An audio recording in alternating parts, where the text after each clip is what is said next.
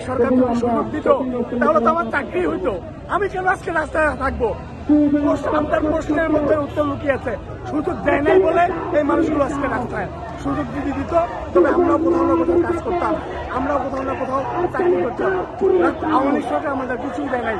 আওয়ামী লীগ সরকার আমাদের বিক্রি করে খেয়েছে, আমাদেরকে দেখিয়ে বাইরের দেশ থেকে টাকা এনে বিক্রি করে খেয়েছে, আমাদেরকে তারা ঢাল হিসেবে ব্যবহার করেছে।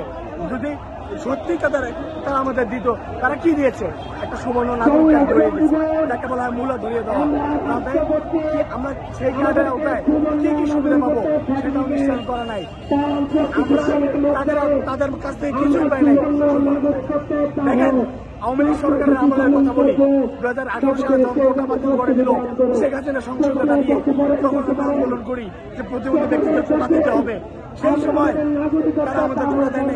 তখন থেকে আজকে বিগত 6 বছর যাবত বিভিন্ন সময় আওয়ামী লীগ সরকারের সময় আমরা আন্দোলন করেছি। আমরা কোথায় আন্দোলন করি নাই?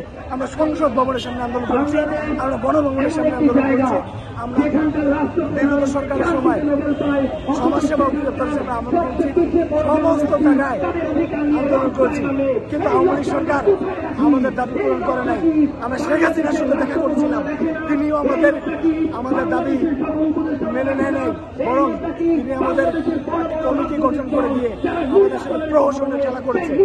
ওনার যাদেরকে কমিটি গঠন করে দিয়েছিল তারা আমাদের চিনিমিনি খেলেছে। কেউ